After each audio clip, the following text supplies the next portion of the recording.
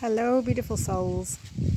So this is Dr. Joanna Charlton here. I'm a mind-body pain specialist and holistic life coach, and I help people overcome chronic pain, symptoms of news, medically unexplained symptoms with a mind-body approach and integrative medicine.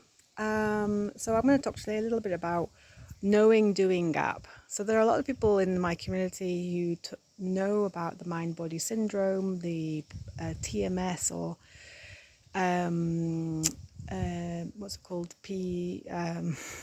Psychosomatic disorder. Sorry. And they know the concepts behind it. The Sarno, Dr. Sarno's.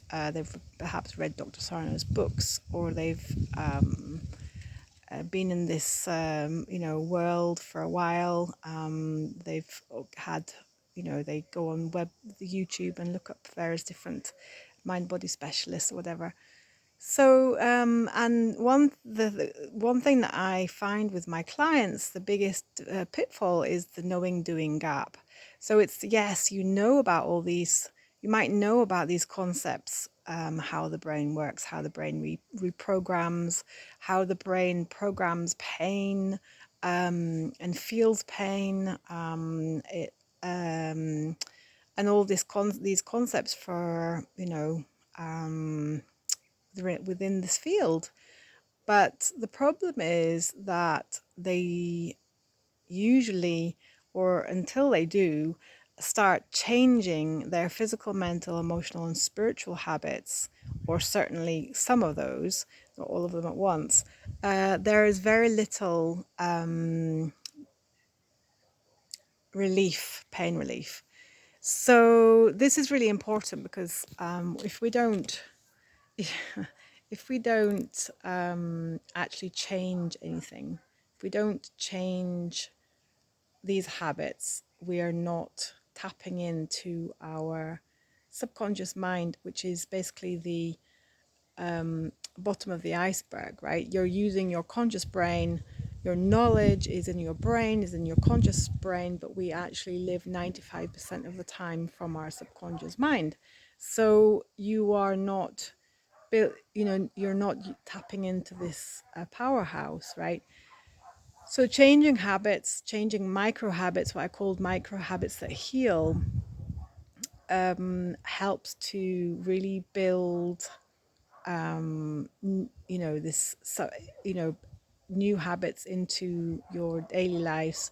One at a time or two at a time, so you can actually put them. They become repetitive. They become, what's the word? Programmed, they become a pattern and a new program.